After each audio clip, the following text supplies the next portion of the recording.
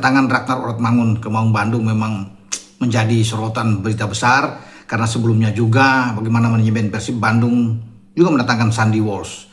Tetapi kali ini kan bukan soal bicara di Persib Bandung, tapi di Timnas, di mana kita dalam waktu dekat akan menghadapi perhelatan di Asia Tenggara ini, yaitu Piala AFF. Kita berada di grup A dan akan bermain 4 kali. Melawan Kamboja, melawan Timur Leste, melawan Vietnam juara bertahan, dan melawan Singapura pertandingan terakhir. Ya, 2 kandang dan 2 tandang. Nah, dengan masuknya Ragnar ke Persib, otomatis dia masuk di dalam list yang diterbitkan kemarin oleh PSSI, dan John Herman tentunya mengatakan welcome untuk Ragnar Oratmangun. Ya. Lini depan kita semakin kuat.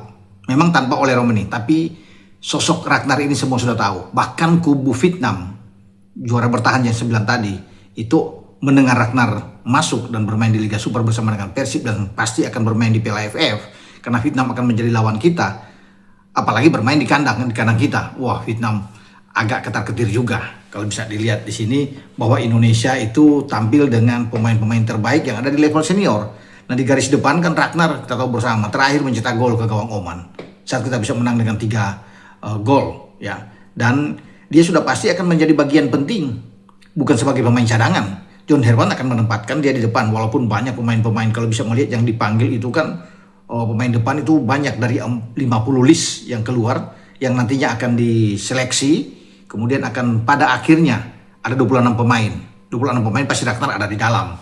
Ya, walaupun di sana juga kita tahu bersama ada Exer untuk Kahu, ya ada Oki Caraka, ada Jakob Sayuri, Jens Rehman yang Jens Raven yang dipanggil, Mauro Silstra juga ikut dipanggil, Rizky Eka, ada Michel Becker yang segera nantinya dinaturalisasi, diambil sumpah pada tanggal 13 Juli akan datang juga masuk, ada Rahmat Arjuna, Ramadan Sananta juga ikut di dalam, ya Arkan Kakak, ya Rafael Struik. Tapi nama-nama ini kalah semua dengan Ragnar Oratmangun. Pasti teman-teman setuju ya bahwa nama Ragnar di atas levelnya di antara semua pemain di lini depan yang diambil, maka dia sudah pasti akan bermain di depan. Oke, bukan sebagai nomor 9 striker, tapi mungkin lebih ke melebar ke sayap. Nomor 9 itu bisa saja Michel Becker, ya akan tampil di sana, atau siapapun itu.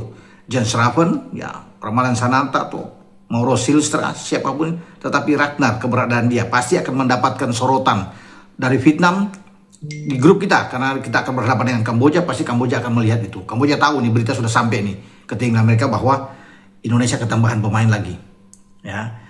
Kemudian Singapura apalagi, karena ini lawan-lawan kita nih, pasti juga akan berhati-hati dengan sosok Ragnar Oratmangun, karena pemain level senior yang tampil nantinya kan bukan cuma Ragnar. Sandy Walsh pasti masuk, Sandy Walsh di belakang, dan namanya pasti akan yang menjadi jaminan untuk di lini bertahan untuk dimainkan. Ya kan ada nama-nama lain juga, Justin Hubner juga dipanggil, dari Skirido, ini kan Jordi Amat, ini kan tim-tim yang kuat. Kalau di level senior ya, saya bicara Tom Hai, Eliano Reinders, ya itu ada di atas semua yang bisa bermain. Ada Eliano tuh bisa akan dimainkan lebih awal, bahkan bersama dengan Tom Hai, ada Mark Klok di sana.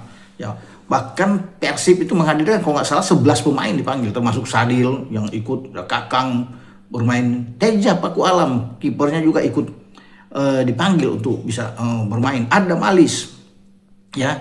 Jadi memang ini tim kuat, ya. 26 pemain ini pasti mengerikan kita. Wajar kalau Vietnam, Singapura, Kamboja itu was-was dengan kehadiran pemain-pemain kita tambahan ini, terutama 2 yang terakhir muncul kan, nama ini 2 tadinya mungkin mereka berpikir nggak akan ada Ragnar bisa muncul atau dengan Sandy Walsh, tapi ketika 2 ini masuk dalam radar Persib dan sudah sah diumumkan menjadi bagian penting dari Persib untuk kompetisi mendatang 2026-2027 di Liga Super Indonesia, ini yang mengagetkan kubu lawan, termasuk juga dengan kemungkinan ya Thailand dan Malaysia sudah tahu tentang hal ini, bersiap-siap kan akan berhadapan dengan kita. Kalau kita juara grup mungkin dengan Malaysia, mungkin dengan Thailand, apalagi kita runner up juga mesti akan dengan tim yang ada di sebelah. Jadi memang kita kuat teman-teman ya.